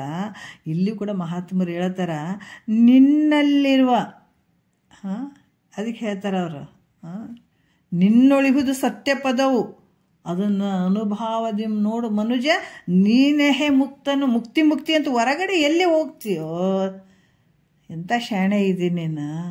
ಹೊರಗಡೆ ಯಾಕೆ ಹೋಗ್ತಿದ್ದಿ, ನಿನ್ನೊಳಿಹುದು ನೀನು ಅಂತಹ ಒಂದು ಆನಂದದ ಗಣಿನೇ ನೀನಿದಿ. ನಿನ್ನೊಳಗೆ ಐತದು. ಆ ಸಂಪತ್ತು ಎಲ್ಲೈತೆ ನಿನ್ನೊಳಗೆ ಐತದು. ಅದನ್ನು ನೀನು ತಿಳ್ಕೊಳ್ಬೇಕು, ಗುರು ಮುಖಾಂತರ ತಿಳ್ಕೊಳ್ಬೇಕಾಗ್ತದ. ಅದಕ್ಕೆ ಇಲ್ಲಿ ಕೂಡ ಹೇಳ್ತಾರ, ಹೆಂಗಿದೆ ನಿನ್ನ ಸ್ವರೂಪ ಹೆಂಗೈತಂದ್ರೆ ಸತ್ತು ಚಿತ್ತು ನಿತ್ಯ ಆನಂದ ಪರಿಪೂರ್ಣವಾಗಿರುವಂಥದ್ದೈತೆ. ಮತ್ತು ಶುದ್ಧ ಬುದ್ಧ ನಿತ್ಯ ಮುಕ್ತ ಸ್ವರೂಪವಾಗಿರುವಂಥದ್ದು. ಮೊದಲೇ ನೀ ಮುಕ್ತನಿದೆ, ಯಾಕಂದ್ರೆ ಒಂದು ಬಂಡಿ ಇತ್ತು, ಮ್ಯಾಲೆ ಕಸ ಕಡ್ಡಿ ಬಿತ್ತು. ಇಲ್ಲಿ ಪರಿಸಿ ಇತ್ತಲ್ರಿ, ದೊಡ್ಡದೊಂದು ಬಂಡೆಗಲ್ಲು ಇತ್ತಲ್ರಿ, ಭಾಳ ವರ್ಷದಿಂದ ಬಿಟ್ಟು ಬಂದ, ದೊಡ್ಡದೊಂದು ಬಂಡೆಗಲ್ಲು ಇತ್ತಲ್ರಿ ಅಂತಂದ. ಹೌದು ಐತಿ, ಇಲ್ಲೇ ಐತಿ, ಎಲ್ಲೋಗ್ಯದ, ಇಲ್ಲೇ ಐತಿ ಒಳಗಡೆ. ಮ್ಯಾಲೆಲ್ಲ ಕಸ ಕಡ್ಡಿ ಅದೆಲ್ಲವನ್ನು ತೆಗೆದು ಹಾಕಿ ನೋಡಪ್ಪ ಇಲ್ಲೇ ಐತಿ ಬಂಡೆ. ಇಲ್ಲೇನು ಬಂಡೆ ಮೊದಲೇ ಐತದ. ಇದು ಮ್ಯಾಲೆ ಇವೆಲ್ಲ ಕಲ್ಪಿತ, ಇವ ಮಣ್ಣು ಕಸ ಕಡ್ಡಿ ಇವೆಲ್ಲ ಬಿದ್ದಾವ. ಇದನ್ನು ತೆಗೆದು ಬಿಟ್ಟರೆ ಆಯಿತು, ಒಳಗಡೆ ನಿನ್ನಲ್ಲಿ ತೋರ್ತದ. ಯಾವಾಗಲೂ ಇರುವಂಥದ್ದು ತೋರ್ತದ. ಅದು ಬಿಟ್ಟು ಕೇಸಿ ಬೇರೆ ಕಡೆ ನೋಡಿದ್ರೆ ತೋರ್ತದನ್ನು ಇಲ್ಲ. ನಿಂದು ಹೆಂಗದ ನಿತ್ಯವಾಗಿರುವಂಥದ್ದು, ನಿತ್ಯ ಮುಕ್ತವಾಗಿರುವಂಥ ಸ್ವರೂಪನೇ ನಿನ್ನಲ್ಲಿ, ನಿನ್ನ ಸ್ವರೂಪ ಅನ್ನುವಂಥ. ಹೀಗೆ ತನ್ನನ್ನು ತಾನು ನಿಶ್ಚಯ ಮಾಡುವಂಥದ್ದು ಇಲ್ಲಿ ಬರೀ ಪರಿಶುದ್ಧವಾದಂಥ ಜ್ಞಾನಕಾಂಡ ಇದು. ತನ್ನ ತಾನೇ ತಿಳ್ಕೊಳ್ಳುವಂಥದ್ದು. ಈ ರೀತಿಯಾಗಿ ಇರುವಂಥ ತನ್ನ ಸ್ವರೂಪವನ್ನು ತಿಳ್ಕೊಳ್ಳುವಂಥದ್ದೇ ಇದು ಜ್ಞಾನಕಾಂಡ. ಇದರಿಂದ ತಾನು ನಿತ್ಯ ಮುಕ್ತನಿರುವಂಥವನು ಅಂತ ತಿಳಿಯುವಂಥದ್ದು ಅಂತ ಇದು ಶ್ರೇಷ್ಠವಾದಂಥದ್ದು ಜ್ಞಾನಕಾಂಡ ಅಂತ ಕೂಡ ಹೇಳ್ತಾರೆ ಅವರು. 7ನೇ ನುಡಿ ನೋಡೋಣ. ಮತ್ತೇನು ಹೇಳ್ತಾರೆ ಅಂದ್ರೆ, ಈ 3 ಕಾಂಡಗಳೇನು ಅದಾವ, ಕರ್ಮಕಾಂಡ, ಜ್ಞಾನಕಾಂಡ ಮತ್ತು ಏನು ಉಪಾಸನ ಕಾಂಡ, ಈ 3 ಗುಣಗಳಿಂದ ಕೂಡಿದಾವೆ. ಈ ಜಗತ್ತು ಹೆಂಗೈತಂದ್ರೆ ಈ 3 ಗುಣಗಳಿಂದನೇ ಐತಿ ನೋಡ್ರಿ. ತ್ರಿಪುಟಿ ಅಂತ ಏನು ಹೇಳ್ತಾರಲ್ಲ, ಕರ್ಮಕಾಂಡ, ಉಪಾಸನ ಕಾಂಡ, ಜ್ಞಾನಕಾಂಡ, ಸತ್ವ ರಜೋ ತಮೋ ಗುಣಗಳಿಂದ. ಆ ಪ್ರಕೃತಿಯಲ್ಲೇ ಈ 3 ಗುಣಗಳನ್ನು ಗರ್ಭೀಕರಿಸ್ಕೊಂಡಿರ್ತದ. ಆಮೇಲೆ ಮಹತ್ ಅಂತ ಹೆಸರು ಪಡ್ಕೊಳತ್ತದ. ಅವು 3 ಅಹಂಕಾರ ಆಗ್ತಾವ, ತೈಜಸ್ಸು, ವೈಕಾರಿಕ ಮತ್ತು ಭೂತಾದಿ ಅಹಂಕಾರಗಳು. ಅಲ್ಲಿ ಪಂಚತನ್ಮಾತ್ರಗಳು ಹಲವಾರು ರೀತಿಯಿಂದ ಭೂತಾದಿ ಅಹಂಕಾರದಿಂದ ಈ ಶರೀರಗಳೆಲ್ಲ ತೋರಿದ್ವು ಅಂತ ಇವೆಲ್ಲ ಬರ್ತಾವೆ. ಬಟ್ ಇವೆಲ್ಲಗಳಲ್ಲಿ ಇರುವಂಥದ್ದು ಯಾವುದಂದ್ರೆ ಈ 3 ಗುಣಗಳು ಅನ್ನುವಂಥದ್ದು, ಇದರಿಂದನೇ ಆಗಿರುವಂಥದ್ದು. ಅದಕ್ಕೆ ಈ 3 ಕಾಂಡಗಳು ಆದರೂ ಕೂಡ 3 ಗುಣಗಳಿಂದ ಕೂಡಿದಂಥವು. ಕರ್ಮಕಾಂಡ ಮತ್ತು ಉಪಾಸನೆ ಕಾಂಡ ಮತ್ತು ಜ್ಞಾನಕಾಂಡ 3 ಗುಣಗಳಿಂದ ಕೂಡಿದಂಥದ್ದು. ಇವನೇ ನೋಡಿ ಹೇಳ್ತಾರೆ, ಈ 3 ಕಾಂಡವನಾರೈದು ನೋಡಲ್ಕೆ ತಾಮಸ ರಾಜಸ ಸಾತ್ವಿಕ ನಾಮದ ಗುಣರೂಪವೆಂಬ ಅನುಕ್ರಮದಿಂದ ಸೋಮ ಸನ್ನಿಭ ಮುಖಿ ತಿಳಿ ನೀನು ಅಂತ ಹೇಳ್ತಾರೆ. ಸನ್ನಿಭ ಮುಖಿ ಅಂದರೆ ಚಂದ್ರನ ಸದೃಶ್ಯ ಮುಖವುಳ್ಳಂಥ ಮೈತ್ರಾದೇವಿ ಅಂತ ವರ್ಣನೆ ಮಾಡ್ತಾರೆ. ಈ 3 ಕಾಂಡಗಳು ಅಂತಂದ್ರೆ ಈ 3 ಕಾಂಡಗಳು ಉಪಾಸನೆ ಕಾಂಡ, ಕರ್ಮಕಾಂಡ, ಉಪಾಸನೆ ಕಾಂಡ, ಜ್ಞಾನಕಾಂಡ ವಿಚಾರ ಮಾಡಿ ನೋಡಿದಾಗ ಇವು ಯಾವುದು ಸತ್ವ ರಜೋ ತಮ ಈ 3 ಗುಣಗಳಿಂದ ಕೂಡಿದಂಥದ್ದು ಅಂತ ಕೂಡ ಹೇಳ್ತಾರೆ ಅವರು, ಕ್ರಮವಾಗಿ ಹೇಳ್ತಾರೆ ಅವರು. ಯಾಕಂತಂದ್ರೆ ಈ 3 ಗುಣಗಳಿಂದ ಈ ಕರ್ಮಾದಿಗಳು ಕೂಡಿದವ, ಅವನ್ನ ಮುಖ್ಯವಾಗಿ ತಿಳಿಬೇಕಾದಂಥದ್ದು ಬಹಳ ಮುಖ್ಯ. ಈ 3 ಕಾಂಡಗಳು 3 ಗುಣಗಳಿಂದ ಕೂಡಿರುವ ಕಾರಣ ಇದು ಸಗುಣ ಯೋಗ ಅಂತ ಅನಿಸ್ಕೊಳ್ತದೆ. ಈ 3 ಕಾಂಡಗಳು 3 ಗುಣಗಳಿಂದ ಕೂಡಿದದಕ್ಕಾಗಿ ಸಗುಣ ಯೋಗ. ಈ ಸಗುಣ ಯೋಗದಿಂದ ನಿರ್ಗುಣ ಯೋಗವನ್ನು ತಿಳ್ಕೊಳ್ಳುವಂಥದ್ದು. ಈ ಸಗುಣ ಯೋಗ ಸಾಧನದಿಂದ ನೋಡ್ರಿ ನಾವೀಗ ಯಾವುದನ್ನು ತಿಳ್ಕೊಳ್ಬೇಕಾಗ್ಯದ, ನಿರ್ಗುಣವಾದಂಥ ವಸ್ತುವನ್ನು ತಿಳ್ಕೊಳ್ಬೇಕಾಗ್ಯದ. ಯಾವ ಗುಣಕ್ಕೆ ಕೂಡದೇ ಇರುವಂಥದ್ದನ್ನು, ಯಾವ ಗುಣಗಳು ಇರದೇ ಇರುವಂಥದ್ದನ್ನು ನಾವು ನೋಡ್ಕೊಳ್ಬೇಕಾಗ್ಯದ. ಈಗ ಅದಕ್ಕೆ ಇವು 3 ಗುಣಗಳಿಂದ ಕೂಡಿದಂಥದ್ದು ಸಗುಣ ಯೋಗ ಇರ್ತದೆ. ಈ ಸಗುಣ ಯೋಗ ಸಾಧನದಿಂದ ನಿರ್ಗುಣವಾದ ಸ್ವಸ್ವರೂಪದ ಅಂದರೆ ಈ 3 ಗುಣಗಳಿಗೆ ಸಾಕ್ಷಿಯಾಗಿರುವಂಥ ಒಂದು ಪರವಸ್ತುವನ್ನು ತಿಳ್ಕೊಳ್ಳುವಂಥದ್ದು, ಅದೇ ತಾನಂತ ತಿಳ್ಕೊಂಡು ಯಾರಿರ್ತಾರ ಆತಗೆ ನಿರ್ಗುಣ ಯೋಗಿ ಅಂತ ಅನಿಸ್ಕೊಳ್ತಾನೆ. ಈ 3 ಗುಣಗಳು ಇರಂಗಿಲ್ಲ. 3 ಗುಣಗಳಿಗೆ ಸಾಕ್ಷಿಯಾಗಿರುವಂಥವನ್ನ ನಾನು ಬೇರೆನೇ ಇದ್ದೀನಿ, ಸಾಕ್ಷಿಯಾಗಿರುವಂಥ ಆ ಸ್ವರೂಪ ನಾನು ಇದ್ದೀನಿ ಅಂತ ಇಲ್ಲಿ ಯಾರು ತಿಳ್ಕೊಳ್ತಾರ. ಅದಕ್ಕೆ ಹೇಳ್ತಾರೆ ನೋಡ್ರಿ, ಈ 3 ಗುಣಗಳಿಂದ ಕೂಡಿದ ಸಗುಣ ಯೋಗದ ಸಾಧನದಿಂದ ಅಂತ.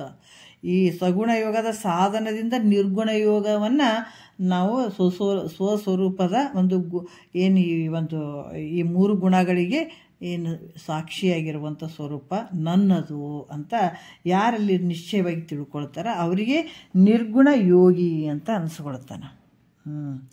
ಇಲ್ಲಿ 8ನೇ ನುಡಿಯಲ್ಲಿ ಹೇಳ್ತಾರೆ, ಗುಣಮೂಲವಾದ ಸಗುಣ ಯೋಗವಿಡಿದು ನಿರ್ಗುಣವೆನಿಪಂತರ ಯೋಗವ ಅಣಿಯರದಿಂದ ತಿಳಿದು ನೀರೇ ಕೇಳು ನಿರ್ಗುಣ ಯೋಗಿ ಎನಿಸುವಾತನೇ ಸುಖಿ ಅಂತ ಹೇಳ್ತಾರೆ ನೋಡ್ರಿ. ಇದು ಶ್ರೇಷ್ಠವಾದಂಥದ್ದು, ನಿರ್ಗುಣ ಯೋಗ ಶ್ರೇಷ್ಠವಾಗಿರುವಂಥದ್ದು. ಅಂದ್ರೆ ಗುಣಮೂಲವಾದ ಅಂದ್ರೆ ಗುಣಗಳೇ ಕಾರಣ ಆಗಿರುವಂಥದ್ದು. ಎಲ್ಲಕ್ಕೂ ಮುಖ್ಯವಾಗಿ ಈ 3 ಗುಣಗಳೇ ಕಾರಣ ಆಗಿರುವಂಥದ್ದು.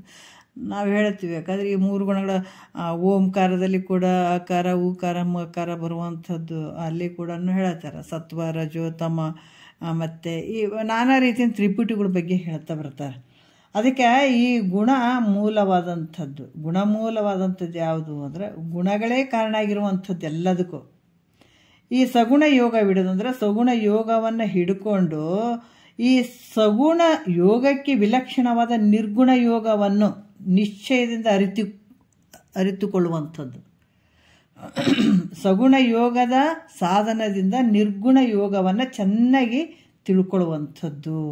ಅದಕ್ಕೆ ಇಲ್ಲಿ ಹೇಳ್ತಾರೆ, ಅಣಿಯರೆದೆ ತಿಳಿದು ನೀರೇ ಕೇಳು ನೀನು ಚೆನ್ನಾಗಿ ಕೇಳು ಮೈತ್ರ ಅಂತ ಹೇಳ್ತಾರೆ, ಆಲಿಸು ಅಂತ ಹೇಳ್ತಾರೆ. ಯಾರು ನಿರ್ಗುಣ ಯೋಗಿ ಅನ್ನಿಸ್ಕೊಳ್ತಾನ ಆತ ತನ್ನ ಸ್ವರೂಪವನ್ನು ನಿರ್ಗುಣವಾದ ತನ್ನ ಸ್ವರೂಪವನ್ನು ಯಾರು ಪ್ರತಿನಿತ್ಯ ಪ್ರತಿ ಕ್ಷಣದಲ್ಲಿ ಅನುಸಂಧಾನ ಮಾಡ್ತಾನೆ ಆತ ಭಾಳ ಧನ್ಯ ನೋಡು ಮೈತ್ರ. ನಿರ್ಗುಣ ಯೋಗಿ ಅನ್ನಿಸುವಂಥವನು ಭಾಳ ಧನ್ಯ. ಆತ ಪ್ರತಿ ಕ್ಷಣಕ್ಕೂ ಆತ ತನ್ನ ಅನುಸಂಧಾನ ಮಾಡ್ತಾನೆ. ನಿರ್ಗುಣ ಸ್ವರೂಪವಾದಂಥದ್ದು ತನ್ನ ಸ್ವರೂಪವನ್ನು ಅನುಸಂಧಾನನೇ ಮಾಡ್ತಿರ್ತಾನೆ ಆತ ಬಹಳ ಶ್ರೇಷ್ಠವಾಗಿರುವಂಥವನು, ಧನ್ಯನು. ಯಾಕಂತಂದ್ರೆ ಈ 3 ಗುಣಗಳಿಂದ ಕೂಡಿದಂಥ ಈ 3 ಕಾಂಡಗಳನ್ನು ನಾನೇ ಅರಿತಾ ಇದ್ದೀನಿ ಅಂತ ತಿಳ್ಕೊಳ್ಳುವಂಥದ್ದು. ಈ 3 ಗುಣಗಳಿಂದ ಕೂಡಿದಂಥ ಈ 3 ಕಾಂಡಗಳನ್ನು ನಾನೇ ತಿಳ್ಕೊಳ್ತಾ ಇದ್ದೀನಿ. ಜಗತ್ತಿನೊಳಗೆ ಏನು ಅಂತಂದ್ರೆ ಈ 3 ಗುಣಗಳಿಂದನೇ ಎಲ್ಲ ವ್ಯವಹಾರ ನಡೆದಂಥದ್ದು, ಅತೀತವಾಗಿರುವಂಥದ್ದು ನೋಡ್ರಿ. ಹೇಳ್ತಾರಲ್ಲ, 6 ಬೆಟ್ಟವ ದಾಟಬೇಕು, 3 ಕೆಲವೊಂದು ತತ್ವ ಪದಗಳಲ್ಲಿ ಹೇಳ್ತಾರೆ 6 3 9 ಕಳಸವ ತುಂಬಿಟ್ಟು ಅಂತ ಹೇಳ್ತಾರೆ. ಎಂತಾತ ಗುರುದೇವನು ಅದರಲ್ಲಿ 6 3 9 ಕಳಸವ ತುಂಬಿಟ್ಟು ಅಂತ ಹೇಳ್ತಾರಲ್ಲ, ಹಂಗೆ ಇಲ್ಲಿ ಕೂಡ ಈ 3 ಗುಣಗಳಿಂದ ಕೂಡಿದಂಥ ಈ ಕಾಂಡಗಳನ್ನು ನಾನು ಅರಿತಾ ಇದ್ದೀನಿ, ನಾನು ತಿಳ್ಕೊಳ್ತಾ ಇದ್ದೀನಿ, ಇವು ನನಗೆ ಸಂಬಂಧ ಇಲ್ಲ. ಅದರಿಂದ ನಾನು ಹೆಂಗಿದ್ದೀನಿ, ನಿರ್ಗುಣ ಸ್ವರೂಪವಾಗಿದ್ದೀನಿ. ಅಂದರೆ ಇವು 3 ದಾಟಬೇಕು. ಸತ್ವ ರಜೋ ತಮ 3 ಗುಣಗಳಲ್ಲೇ ನಾವು ಬಿದ್ದು ಒದ್ದಾಡ್ತಾ ಇದ್ದೀವಿ, ಅವನ್ನ ದಾಟಬೇಕಾಗಿದೆ. ಈಗ 3 ಗುಣಗಳನ್ನು ಎಷ್ಟು ಕಷ್ಟ ರೀ ಇದು ಸಾಮಾನ್ಯ ಅಲ್ಲ. ನಮ್ಮಲ್ಲೇ ಅರಿಷಡ್ ವರ್ಗಗಳು, ಇವು 3 ಗುಣಗಳು, ಅಷ್ಟಮದಗಳು, ಒಂದಲ್ಲ ಎರಡಲ್ಲ ನಾವು ವಿಚಾರ ಮಾಡಿದ್ರೆ ಇವನ್ನ ದಾಟಬೇಕಾದ್ರೆ ಸುಮ್ಮನೆ ಅಲ್ಲ. ಅದಕ್ಕೆ ಹೇಳಿದಳಕಿ ದಾಮೋದರ ಅಂತ ಎಲ್ಲರೂ ಕರಿತಿದ್ರು. ಮೊದಲ ಎಲ್ಲ ಊರು ಜಗತ್ತನ್ನು ಎಲ್ಲ ದೇಶಗಳನ್ನು ಗೆದ್ಕೊಂಡು ಬರಕತ್ತಿದ್ದ ಮಗ ಸರ್ವಜಿತ್ ಅಂತ ಅನ್ನಕತ್ತಿದ್ರು. ಅಂದಗಳನ್ನೇ ಆಕೆ ಅಂದಳು, ಮಗ ನೀ ದಾಮೋದರನೇ ಅಂತ ಹೇಳ್ತಿದ್ಳು ತಾಯಿ. ಅಮ್ಮ ಎಲ್ಲರೂ ಸರ್ವಜಿತ್ ಅಂತಾರಲ್ಲ, ಸರ್ವಜಿತ್ ಅಂದರೆ ಎಲ್ಲವನ್ನ ಗೆದ್ದಂತ. ಅಂತತ್ಗ ಏನು ಹೇಳ್ತಾರ, ಎಲ್ಲವನ್ನ ಗೆದ್ಕೊಂಡು ಬಂದರೂ ಕೂಡ ಆಕೆ ಸರ್ವಜಿತ್ ಅನ್ನಲಿಲ್ಲ. ಯಾಕೆ, ನೀ ಎಲ್ಲರನ್ನ ಗೆಲ್ಬೋದು, ಒಂದು ಕತ್ತಿಯನ್ನು ತಗೊಂಡು ಸೈನಿಕರನ್ನ ಒಡಗೂಡ್ಕೊಂಡು ಎಲ್ಲ ಹೋಗಿ ರಾಜ್ಯವನ್ನೇ ಗೆಲ್ಬೋದು, ಅದೇನು ದೊಡ್ಡ ಮಾತಲ್ಲಪ್ಪ. ನಿನ್ನ ಒಳಗಡೆ ಇರುವಂಥ ಇವ್ರನ್ನ ಮೊದಲು ನಿನ್ನ ಗೆಲ್ಲು, ಅರಿಷಡ್ ವರ್ಗಗಳನ್ನು ಗೆಲ್ಲು, ಅವಾಗ ನಾನು ಸರ್ವಜಿತ್ ಅಂತೀನಿ ಅಂದಳಂತ. ನೋಡ್ರಿ ಎಷ್ಟದು. ಅದಕ್ಕೆ ಇಲ್ಲಿ ಕೂಡ ಚಂಡ ಪ್ರತಾಪದಿಂದ ಅರಿಗಳನ್ನು ಜಯಿಸಿ ಭೂಮಂಡಲವನೆಲ್ಲ ಓರ್ವನೆ ಆಳುತ್ತಿದ್ದು ಪಿಂಡದೊಳಗಿರ್ಪ ಜೀವಾತ್ಮರನು ಅರಿಯದಿರೆ ರಂಡೆಗೊದಗಿರ್ದ ಯೌವನಾದಂತಹುದು ಏನಿರ್ದೊಡೇನು ನಿಜ ಬೋಧೆಯೊಂದಿಲ್ಲದಿರೆ ಕಾನನದ ಬೆಳದಿಂಗಳಂತೆ ನಿಷ್ಫಲವು. ಎಷ್ಟು ಅದ್ಭುತವಾಗಿ ನಿಜ ಹೇಳ್ತಾರಲ್ಲ ಸರ್ಪಭೂಷಣರು ಹೇಳುವಂಥದ್ದು. ಅದಕ್ಕೆ ಏನಂತಂದ್ರೆ ಈ 3 ಕಾಂಡಗಳನ್ನು ನಾನೇ ಅರಿತಾ ಇದ್ದೀನಿ ಅಂತ ತಿಳ್ಕೊಳ್ಳುವಂಥದ್ದು ಬೇಕಾದ್ದು. ನೋಡ್ರಿ, ಈ 3 ಗುಣಗಳನ್ನು ದಾಟಬೇಕಾಗ್ಯದ. ಇವನ್ನೆಲ್ಲ ದಾಟ್ಕೊಂಡು ಬರ್ಬೇಕು. ನಮ್ಮೊಳಗಡೆನೆ ನಾವು ಜಯಿಸ್ಬೇಕಾದ್ರೆ ಭಾಳ ಕಷ್ಟ ಐತ್ರಿ. ಆದರೆ ಸುಲಭನೇ ಐತೆ. ಯಾವಾಗ ಗುರುವಾಕ್ಯವನ್ನು ಕೇಳಿ ಆ ಪ್ರಕಾರ ನಮ್ಗೆ ಅದಕ್ಕೆ ಹೇಳ್ತೇವೆ, ನಮಗೊಂದು ಛಲ ಬೇಕು. ಗುರುವಾಕ್ಯದ ಪ್ರಕಾರ ಮನಸ್ಸನ್ನು ಬದಲಾವಣೆ ಮಾಡ್ಕೊಳ್ಬೇಕಾಗ್ಯದ. ಮೊದಲನ್ನು ಕೇಳೋದಕ್ಕಿಂತ ಮುಂಚೆ ಹಂಗೆ ಇದ್ದೀರಿ, ನಾನು ಹಿಂಗೆ ಇದ್ದೀನಿ ಅಂತಂದ್ರೆ ಅಲ್ಲಿ ನಡೆಯಂಗಿಲ್ಲ ಅಂತಾರೆ ಮಹಾತ್ಮರು. ಯಾಕಂದರೆ ಕೇಳಿದ ನಂತರ ಮನಸ್ಸನ್ನು ಬದಲಾವಣೆ ಮಾಡ್ಕೊಳ್ಳುವಂಥದ್ದು. ಆ ಕಡೆ ಇಟ್ಟಂಥ ಮನಸ್ಸನ್ನು ಈ ಗುರುವಾಕ್ಯ ಕಡೆ ತೊಗೊಂಡು ಬರುವಂಥದ್ದು, ಅದೇ ಪ್ರಕಾರ ನಡ್ಕೋವಂಥದ್ದು ಸುಲಭನೇ ಐತೆ ಮತ್ತು ಕಷ್ಟನೂ ಐತೆ. 2 ರೀತಿಯಿಂದ. ಇಲ್ಲಿ ಪ್ರೀತಿಯಿಂದ ತೊಗೊಂಡಾಗ ಸುಲಭ ಆಗ್ತದೆ, ಅಯ್ಯೋ ಅಂದಾಗ ಕಷ್ಟ ಆಗ್ತದೆ. ಇಲ್ಲಿ ಕೂಡ ಹೇಳ್ತಾರೆ, ನಾನು ನಿರ್ಗುಣ ಒಂದು ಸ್ವರೂಪನೇ ಇರ್ತೀನಿ ಅನ್ನುವಂಥದ್ದು ನಿಶ್ಚಯ ಮಾಡ್ಕೊಳ್ಳುವಂಥದ್ದು. ಈ 3 ಕಾಂಡಗಳನ್ನು ನಾನೇ ತಿಳ್ಕೊಳ್ತಾ ಇದ್ದೀನಿ ಅನ್ನುವಂಥದ್ದು. ಮತ್ತು ನಿರ್ಗುಣನೂ ಆಗದಿದ್ದರೆ ಗುಣತ್ರಯಗಳನ್ನು ಅರಿತಿರಲಿಲ್ಲ. ಯಾಕಂದರೆ ನಾನು ನಿರ್ಗುಣ ಆಗಲಿಲ್ಲ ಅಂತಂದರೆ ಈ ಸತ್ವಗುಣ ಅದ, ರಜೋಗುಣ ಅದ, ತಮೋಗುಣ ಅದ. ಸತ್ವಗುಣದಲ್ಲಿ ನಾನು ಹೆಂಗಿರ್ತೀನಿ ನನ್ನ ಭಾವ ಅನ್ನುವಂಥದ್ದು ಅರ್ಥ ಆಗ್ತದೆ. ಇದನ್ನು ನಾವೇ ತಿಳ್ಕೊಳ್ತೀವಿ. 3 ಗುಣಗಳನ್ನು ನಾನೇ ತಿಳ್ಕೊಳ್ತೀನಿ. ಯಾಕಂದ್ರೆ ತಮೋ ಗುಣದಲ್ಲಿ ಅಲಸ್ಯ ಭಾವ ಬರುವಂಥದ್ದು, ನಾನಾ ರೀತಿಯಿಂದ ಅಲ್ಲಿ ಏನು ಮೂಢನ ಥರ ಭಾವ ಬರುವಂಥದ್ದು ತಿಳ್ಕೊಳ್ತೀವಿ. ಮತ್ತು ರಜೋಗುಣದಲ್ಲಿ ಮನಸ್ಸು ಚಂಚಲತೆ ಇರುವಂಥದ್ದು, ನಾನಾ ರೀತಿಯಿಂದ ಮನಸ್ಸು ವಿಕಾರತೆಗೊಳಗಾಗುವಂಥದ್ದು ನಾನಾ ರೀತಿಯಿಂದ ಅಲ್ಲಿ ರಜೋಗುಣದಲ್ಲೇ ಅರ್ಥ ಮಾಡ್ಕೋತೀವಿ. ಸತ್ವಗುಣ ಶಾಂತವಾಗಿರುವಂಥದ್ದು, ಅಲ್ಲಿ ಯಾವುದೇ ಒಂದು ವಿಚಾರಗಳನ್ನು ಒಂದು ಶಾಂತ ಭಾವದಿಂದ ತಗೊಳ್ಳುವಂಥದ್ದು ಈ ಸಾತ್ವಿಕ ಗುಣದಲ್ಲಿ ಬರುವಂಥದ್ದು ಇರ್ತದೆ. ಅದಕ್ಕೆ ಈ 3 ಗುಣಗಳನ್ನು ಅರಿಯುವಂಥದ್ದು ನಾನು ನಿರ್ಗುಣ ಸ್ವರೂಪದೇನೆ. ಒಂದು ವೇಳೆ ಆ ಗುಣಗಳೇ ನಾನಾಗಿದ್ನಿ ಅಂದರೆ ಇವು ಹೆಂಗೆ ತಿಳ್ಕೊಳಕ್ಕೆ ಬರ್ತಿತ್ತು, ನನಗೆ ತಿಳ್ಕೊಳಕ್ಕೆ ಬರ್ತಿರ್ಲಿಲ್ಲ. ಅದಕ್ಕೆ ಈ ಗುಣತ್ರಯಕ್ಕೆ ಸಾಕ್ಷಿಯಾಗಿರುವಂಥ ನಿರ್ಗುಣ ಸ್ವರೂಪ ನಾನಿದ್ದೀನಿ. ಇವು ನನ್ನ ಒಳಗೆ ಕೆಲಸ ಮಾಡಕತ್ತೆ. ಇವು 3 ಗುಣಗಳು ಹಿಡ್ಕೊಂಡು ತಿರುತ್ತಾ ಇದ್ದಾವೆ ನೋಡ್ರಿ ಇವು. ಅದಕ್ಕೆ ಇದು ನಿರ್ಗುಣ ರೂಪನಾಗಿದ್ದೇನೆ, ಸ್ವಸ್ವರೂಪವನ್ನು ನಿಶ್ಚಯವಾಗಿ ಅರಿತಾವ ಯಾರು ಅದಕ್ಕೆ ಪಿಂಡದೊಳಗಿರ್ಪ ಜೀವಾತ್ಮರನ್ನು ಅರಿಯದಿರೆ. ಎಲ್ಲ ವ್ಯರ್ಥ, ಜೀವನನೇ ವ್ಯರ್ಥ ಅಂತ ಹೇಳ್ತಾರೆ ಅವರು. ಬೇಕಾದಷ್ಟು ಹೇಳ್ತಾರಲ್ಲ, ಚಂಡ ಪ್ರತಾಪದಿಂದ ಅರಿಗಳನ್ನು ಜಯಿಸಿ ಭೂಮಂಡಲವೆಲ್ಲವನ್ನು ಓರ್ವನೇ ಆಳುತ್ತಿದ್ದ ಅಂತ ಹೇಳ್ತಾರೆ ಅವರು. ಎಲ್ಲ ಶತ್ರುಗಳನ್ನು ನಾವು ಜಯಿಸಿ ಮತ್ತು ಭೂಮಂಡಲ ಅಂತ ಹೇಳ್ತಾರೆ ಅವರು. ಎಲ್ಲವನ್ನೂ ಒಬ್ಬನೇ ಆಳ್ತಾ ಇದ್ರು ಕೂಡ ಆತ ಪಿಂಡದೊಳಗಿರ್ಪ ಜೀವಾತ್ಮರನ್ನು ಅರಿಲಿಲ್ಲ ಅಂದ್ರೆ ಎಲ್ಲ ವ್ಯರ್ಥ. ಏನು ಮಾಡಿದ್ರಿ ಏನ್ರಿ? ಅದಕ್ಕೆ ತೋರದಯ್ಯೋ ಸುಖ ತೋರದಯ್ಯೋ, ಬೇರೆ ಬೇರೆ ಭಾವಿಸಿ ಬ್ರಹ್ಮ ಜ್ಞಾನ ಒಂದಿಲ್ಲದವಗೆ ತೋರದಯ್ಯೋ ಸುಖ ತೋರದಯ್ಯೋ. ಹೇಳಿದ ನಿಗಮಾಗಮವನೋದಿ ಸುಗುಣ ಸಂತತಿಗೂಡಿ ಜಗದ್ವಲ ವಾಂತ ತನ್ನ ಬಗೆಯ ನಾರಯ್ಯದಿರೆ. ನಿಗಮ ಓದಿ ನಿಗಮಾಗಮವನ್ನು ನೋಡಿ ನಾನು ಓದಿನಿ, ಎಲ್ಲಾನು ತಿಳ್ಕೊಂಡಿನಿ. ನಿಗಮಾಗಮವನ್ನು ಓದಿ ಸುಗುಣ ಸಂತತಿಗೂಡಿ ಎಲ್ಲ ಸದ್ಗುಣಗಳು ಎಲ್ಲ ಸಮೂಹ ನನ್ನೊಳಗದವ. ಜಗತ್ತಿನ ಜನರ ಒಂದು ಪ್ರೀತಿ ಆಧಾರ ಗೌರವ ಮನ್ನಣೆ ಎಲ್ಲ ನನಗೆ ಸಿಗಕತ್ಯವ. ಇಷ್ಟೆಲ್ಲ ಆದರೂ ಕೂಡ ತನ್ನನ್ನು ತಾನು ಅರಿಲಿಲ್ಲ ಅಂದ್ರೆ ತೋರೋದಯ್ಯೋ ಸುಖ ತೋರೋದು. ಕಪಟ ಒಳೆದೀನಿ ಕೋಟಿ ಜಪ ಮಾಡ್ತಾ ಇದ್ದೀನಿ, ಕಪಟ ಒಳಿದು ಕೋಟಿ ಜಪವನ್ನೆಸಗಿ ಬಲು ತಪವನ್ನೇ ಮಾಡಿ ತತ್ವದ ಉಪದೇಶ ಒಡೆಯದೆ. ಕಪಟ ಅಳದು ಬಿಟ್ಟಿದ್ದೀನಿ, ತಪಸ್ ಮಾಡಾಕತ್ತೀನಿ, ಕಪಟ ಒಳಿದು ಕೋಟಿ ಜಪ ಮಾಡಾಕತ್ತೀನಿ. ಕೋಟಿ ಜಪ ಮಾಡಿದ್ರೂ ಇಲ್ಲ ಅಂತಾರೆ ಅವರು. ಕಪಟ ಒಳಿದು ಕೋಟಿ ಜಪವನ್ನೆಸಗಿ ಬಲು ತಪವನ್ನೇ ಮಾಡಿ ತಪಸ್ಸನ್ನು ಮಾಡಾಕತ್ತೀನಿ, ಕೋಟಿ ಜಪ ಮಾಡಾಕತ್ತೀನಿ. ಅದರ ತತ್ವವನ್ನೇ ತಿಳ್ಕೊಳ್ಳಿಲ್ಲ ಅಂದರೆ ವ್ಯರ್ಥಪ್ಪ ಅಂತ ಹೇಳ್ತಾರೆ. ವ್ಯರ್ಥ. ಹಿಂಗದಣಿ ಮಾದಿ ಸಿದ್ಧಿ ಅಂಗಮಾಗಿ ಪೇರ್ಮೆ ಲೋಕ ಡಂಗೂರವೆನಿಸಿ ಶಂಭು ಲಿಂಗದನು ಅರಿಯದಿರೆ ತೋರರಿಯೋದು. ಏನು ಮಾಡ್ಕೊಂಡ್ರಿ ಏನ್ರಿ? ಅದಕ್ಕೆ ಇಲ್ಲೇನು ಹೇಳ್ತಾರ, ಅಂಥ ಒಂದು ಗುಣತ್ರಯಕ್ಕೆ ಸಾಕ್ಷಿಯಾಗಿ ನಿರ್ಗುಣ ರೂಪವಾಗಿದ್ದೇನಂತ ಸ್ವಸ್ವರೂಪವನ್ನು ನಿಶ್ಚಯವಾಗಿ ಯಾರು ಅರಿತಾರ ತಿಳ್ಕೊಳ್ತಾರ ಅವರು ಸುಖಿ, ಭಾಳ ಅಚ್ಚ ಸುಖಿ ಅಂತ ಹೇಳ್ತಾರೆ. ಸುಖಿಯಾದ ನಿರ್ಗುಣ ಯೋಗಿ ಅಂತ ಅನಿಸ್ಕೊಳ್ತಾನಂತ. ನಿರ್ಗುಣ ಯೋಗಿ ಅಂತ ಅನಿಸ್ಕೊಳ್ತಾನೆ. ಇದು ಒಂದು ನೋಡಿಬಿಡೋಣ. 9ನೇ ನುಡಿ ನೋಡೋಣ.